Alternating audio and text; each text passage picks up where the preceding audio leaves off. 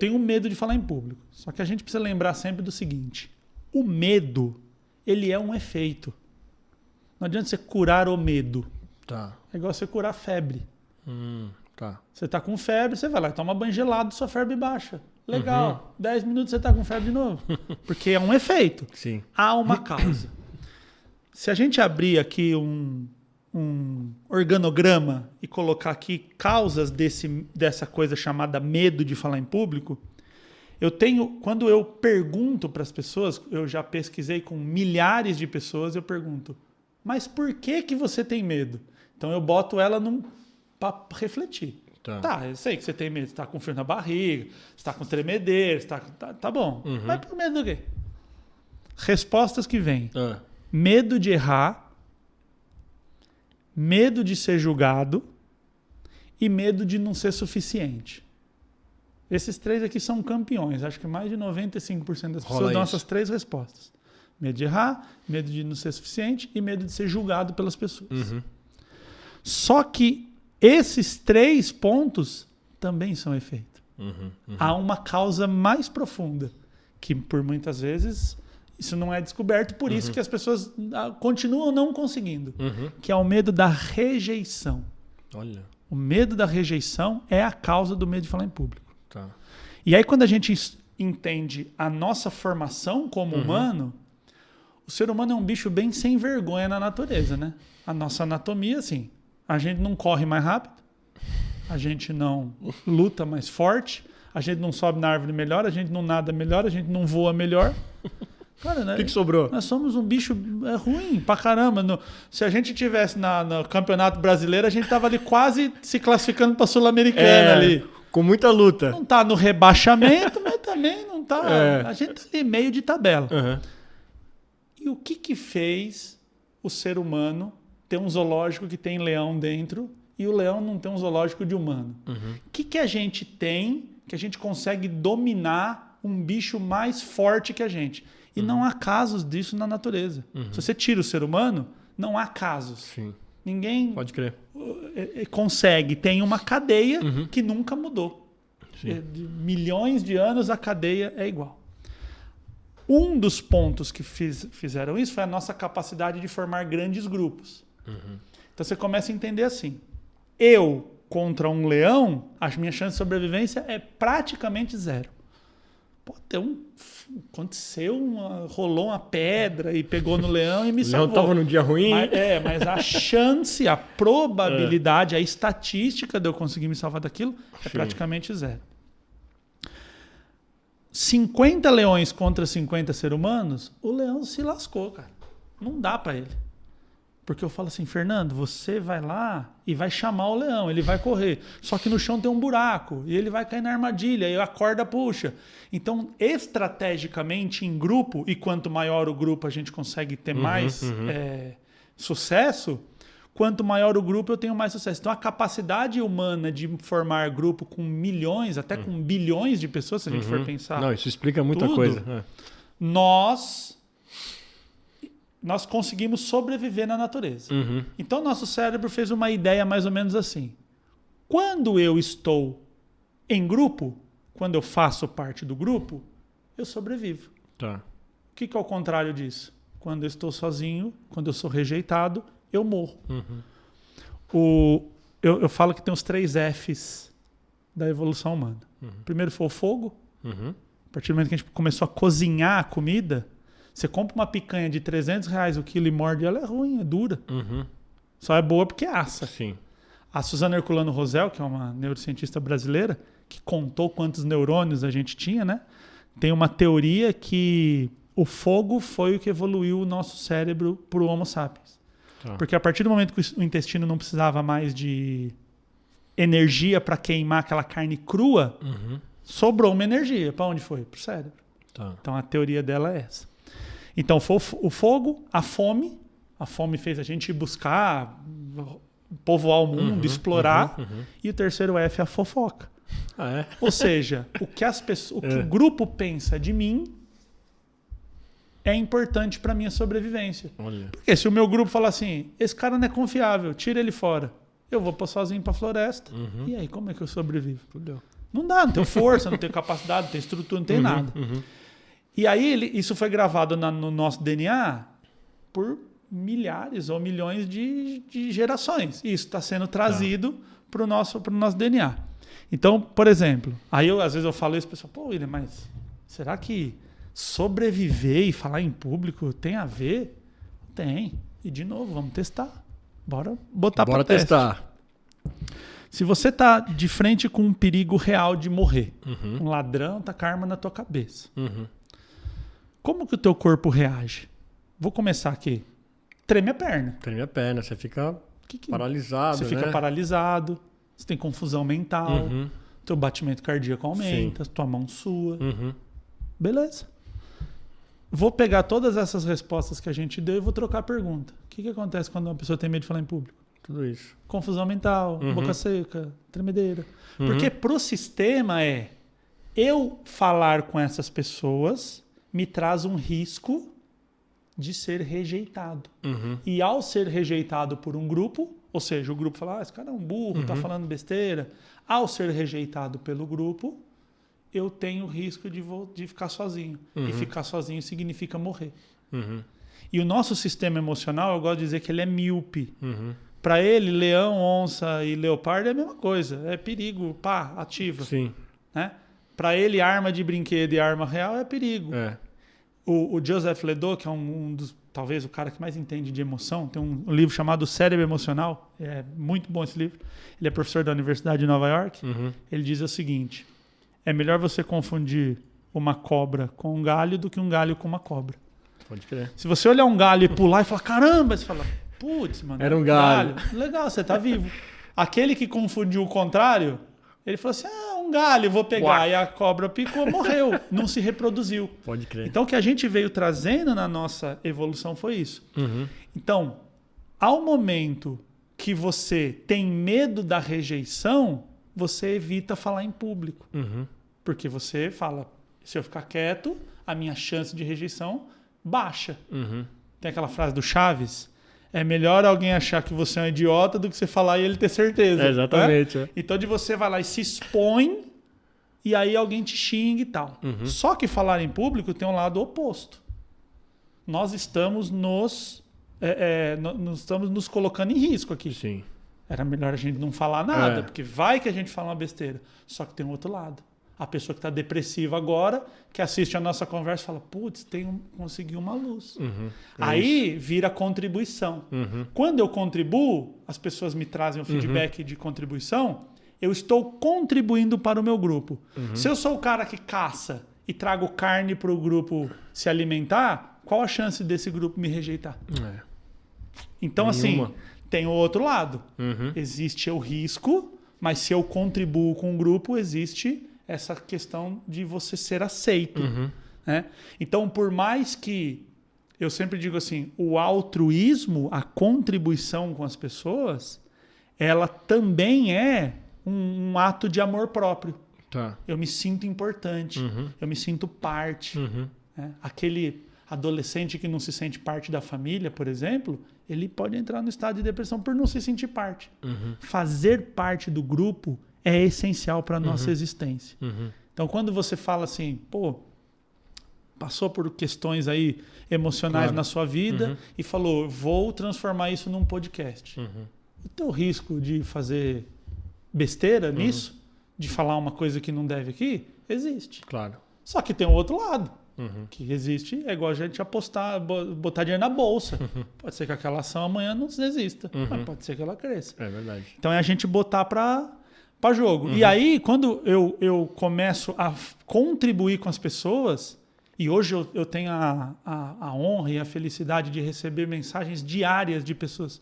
Pô, você me tirou de uma depressão, você me ajudou a falar em público, você me ajudou a comunicar com meu filho, adolescente, né? Você me ajudou a passar no TCC, sei lá, alguma coisa. Aí que a sua dopamina aumenta, o que eu quero fazer? Eu quero ir mais. Eu quero ir em mais podcasts, eu quero falar com mais pessoas, eu quero fazer mais vídeos, eu quero fazer mais disso. Então, hoje, falar em público, igual fui lá nessa universidade, tinha 400 pessoas assistindo. Aquela coisa que você não quer que acabe, né? Não quero. E eu fico nervoso, tá? Antes, frio na barriga, coração dispara, boca seca. Mesma coisa que a primeira vez. Isso é normal, é bom que tenha. Normal é o sistema. Quer dizer que você tá vivo, né? Isso. Eu sempre falo, se não fizer isso, vai pro hospital que o sistema parou. Entendi. O alarme, né? Então, assim, eu sinto esse nervosismo. Mas o propósito que existe é assim... Nossa, eu tô sentindo porque vai vir uma coisa boa. Você começa a conectar aquela sensação de coração batendo e tal, nossa, quando acontece isso, vem coisa boa na sequência. E aí você poder fazer uma coisa incrível. Então, esses diretores, essas pessoas, o que elas desenvolveram um conteúdo, um aprendizado, só que o medo delas falarem e serem rejeitadas, ou imagina o cara que ele não acredita nele. Tá. Ele, não sei se eu sou tão bom aí. Só que ele acerta, ele fala assim, pessoal, comprei aqui a ação da empresa X. A ação da empresa X explode 50 vezes, aí todo mundo pira no cara. Pô, tal. esse é o cara. Mas ele fala pra ele assim, eu não sou isso aí. Eu não acredito em mim. Eu não me conheço. Pra que ele vai se expor e perder esse carinho? Então ele fica vivendo dos louros daquele acerto do passado. Você conversa com uma pessoa idosa. O que é normal de uma pessoa idosa fazer? Contar quando ela era jovem, quando ela era forte. Tudo era baseado no passado, né? Por quê? Porque que parte é mais legal? Quando eu era jovem eu produzia ou hoje que eu dependo, que eu não tenho força, que eu tô com problema de saúde? Então aí a gente começa a entrar nos vieses, que é aquela coisa assim, no meu tempo era melhor. Na minha época, toda frase começa assim, né? Não era melhor. Não era. Evidência. Há 30 anos atrás, você tinha doenças que hoje a medicina dá risada e matava. Quando você assiste filme da Idade Média, o cara cortava o pé e morria. Não era Já melhor. era. Não é. Né? A dificuldade. Esses dias a minha namorada teve uma crise de vesícula. Tá. Cara, fez uma cirurgia que, de verdade, uma unha encravada é pior do que... Minha mulher teve recentemente super simples, né, cara? Tipo, bobo. A medicina ri. Isso matava gente há 100 anos atrás, morria. A pessoa tinha uma crise dessa, era esperar morrer. Né? Então, o mundo vai ficando melhor. Chega hoje para uma criança de 8 anos, 7 anos e fala uma frase racista para você ver. Ela te corrige na hora. O mundo tá pior por causa disso? Hoje uma criança entra no carro e bota o cinto. Automaticamente. Ninguém precisa falar para ela. Ela entra, porque ela já nasceu nesse lugar. É a mil maravilhas, o mundo é... Não. E lá na frente vai estar melhor também. É porque o mundo é mais fácil de viver, né? Com internet é mais fácil que sem internet. Com eletricidade é mais fácil que sem eletricidade. Eu estava vendo um filme essa semana chamado Guerra das Correntes, que conta a história do Thomas Edison e do Tesla. Legal. Que legal. Que o Tesla queria fazer a corrente alternada e o Edison queria fazer a corrente contínua. E a corrente alternada começou a ganhar um sucesso e o Thomas Edison, para botar medo na população, para trabalhar com... O argumento dele era que era perigoso, ele colocava corrente alternada num elefante e dava um choque e matava. O elefante fazia assim, ó, bum. Meu Deus. Eu falava, cara, se faz isso no elefante, imagina em mim. Então, um dia, Fernando, o interruptor de tomada foi um tabu para a população. Porque é o desconhecido. Hoje, para nós que nascemos num mundo que a eletricidade já estava aqui, eu não sei você, mas eu nunca passei um dia sem eletricidade. Não. Sem geladeira, e sem quando banheiro. acaba a luz de casa, a gente fica louco, né? Exato. Então, isso um dia foi tabu. Para nós, não é. Então, como que eu cobro uma criança que para ela, internet, Google, chamada de vídeo, é normal, sempre teve. Nós assistíamos o Jetsons lá e falava, mano, isso não existe. O cara conversar com a tela, isso nunca vai acontecer. É só no desenho. Coisa, né, cara? A gente nem percebe às vezes. Minha irmã mora em Dubai. Eu falo com a minha irmã mais quando ela morava no quarto do lado. Nós dormíamos um no lado do outro. Hoje você fala mais com ela? Hoje eu falo mais com ela. Agora, fala assim, tô aqui no podcast, como tá em Dubai? Tá... Gratuito praticamente, né? Fácil. Então, assim, o mundo vai melhorando. E abrir essa questão do mundo melhorando, mas para dizer assim, aquele profissional que está com medo de se expressar, não tem, por exemplo, um curso de oratória para essa pessoa não resolve. Porque não é o tom de voz. Como que ela começa, então, a destravar? Primeira coisa, o que ela contribui? Uhum. Para quem que você está falando? Qual que é o teu propósito? Quem que você está ajudando? Uhum. Porque se você ficar pensando, vão me julgar. Uhum. Vou usar o exemplo daqui novamente. Tem gente que vai assistir esse conteúdo e fala assim, mano, esses caras são mó trouxa, falou. E dá um dislike. Tem o podcast do Bola lá, que ele fala, se der o dislike, o caminhão vai te atropelar e tal. Não dê dislike no nosso podcast. Uhum. Só que eu não tô falando pra essa pessoa. Uhum. Eu tô falando pra aquela pessoa que tá com um problema e que tá assistindo e tá falando assim, cara, isso muitas vezes as pessoas não entendem, né, tá fazendo muito sentido. É. E eu aprendi isso de uma forma muito difícil, que foi o seguinte, a minha rede, ela não foi construída devagarzinho. Entrou entrou 1.000, aconteceu. Era assim, eu virei o ano com 11 mil seguidores. Aí um dia eu tava na Itália, postei um vídeo e fui dormir. E a Itália tem 4 horas de diferença. Então, sei lá, era meia-noite, aqui era 8 da noite. Postei o vídeo desligou e fui dormir.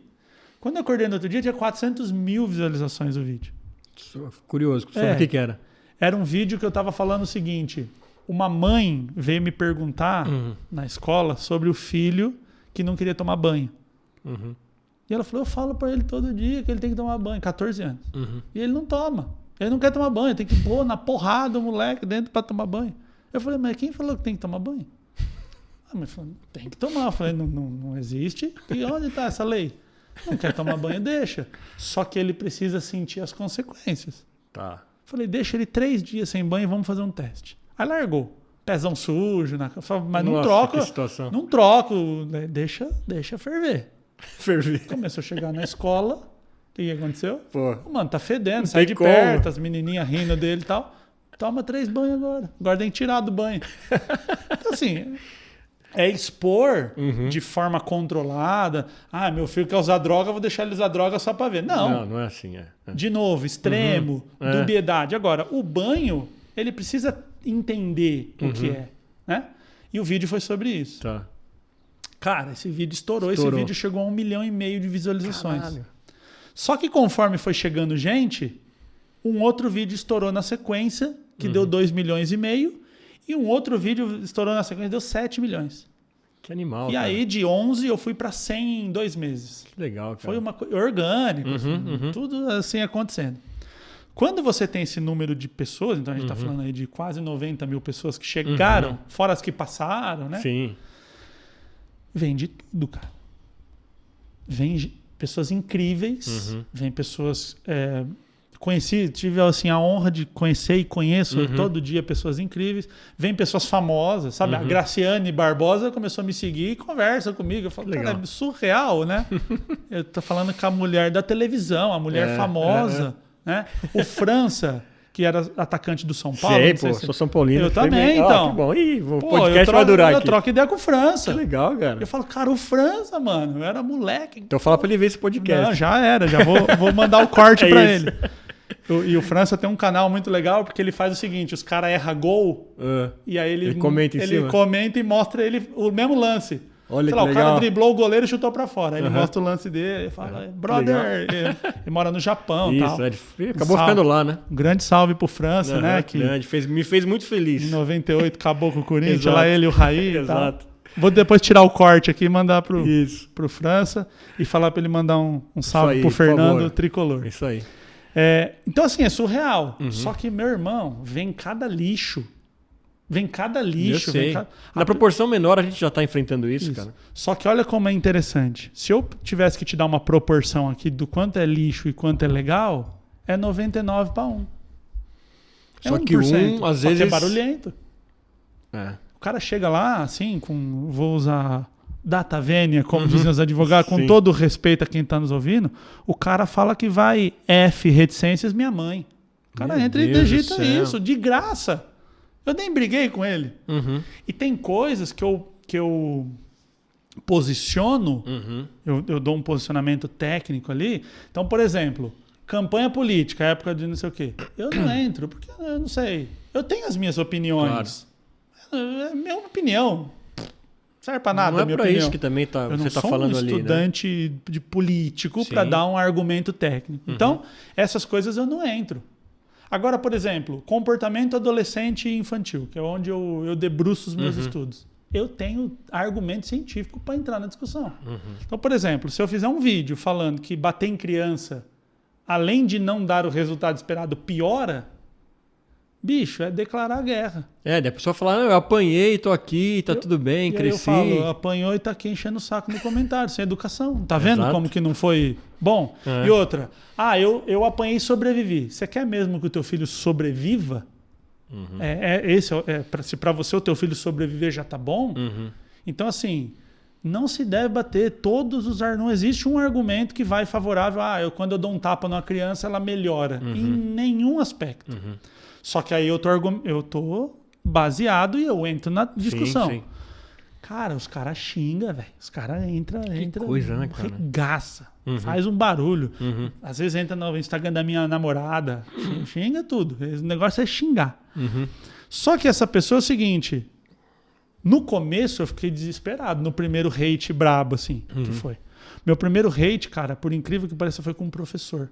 É mesmo? Eu sou professor, minha mãe foi professora da escola pública. Mas um professor que você não conhecia? Não, professores. Eu não sei se pegaram meu vídeo e colocaram num grupo. Entendi. Eu não sei o que aconteceu.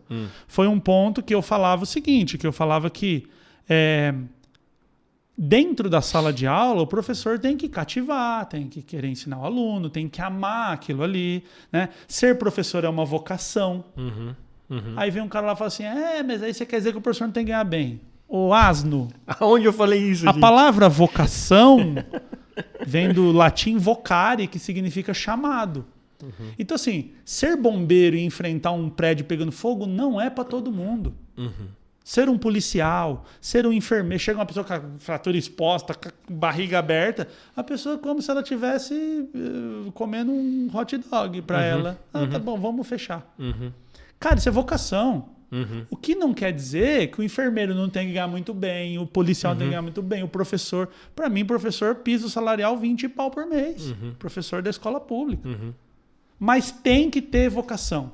Se você acha que ensinar é dar matéria, você está na pessoa errada. Rapaz! Arrumou uma... E assim, ó, Terceira Guerra Mundial. Milhares de professores concordando. Só que outros milhares, em menor quantidade, só que mais barulhento, xingando.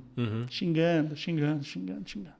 Inclusive, esse vídeo dos professores está pinned, como chama? Tá fixado. Fixado. Tá fixado lá no meu Instagram. Quem tiver curiosidade, entra. É o primeiro vídeo que tá fixado, entra nos comentários. Xingamento, cara. Xingamento. Só que, de novo, aquilo me assustou muito. Falei, cara, nunca aconteceu isso. Ameaça. Tá no meu inbox ameaçar. Vou te pegar. Coisa louco, cara. O dia que você estiver dando a palestra, quero ver. E aí, aquilo me assustou. Só que eu comecei a entender assim, cara, o vídeo só tem sucesso porque fica esse fervor. Todos o algoritmo os adora vídeos isso. que explodiram, tem gente xingando. Então hoje, quando eu boto um negócio e começa xingamento, eu falei, esse vai dar bom. Só que aí é o lado que você olha. Eu posso pensar assim, estou produzindo um conteúdo, estou trazendo hater, ruim, não quero fazer, ou estou produzindo conteúdo, estou trazendo hater, o que me traz muita gente boa. Porque o algoritmo espalha para muita gente. Então vem aluno, vem gente que compra o meu produto, que compra o meu curso, que compra a minha plataforma, que é gentil. E aqui eu não estou falando de discordar. Pessoa que não concorda comigo. Tem gente que fala assim, William, eu acho que dentro da minha casa, eu acho que uma palmadinha é legal. E eu falo, cara, o filho é teu. Cria do jeito que você quiser. Tudo bem, obrigado por contribuir na discussão. Isso é bem diferente, né? Não o cara que xinga minha mãe, que vai me matar, que eu sou um idiota, que não sei o quê. Então, assim, é muito louco.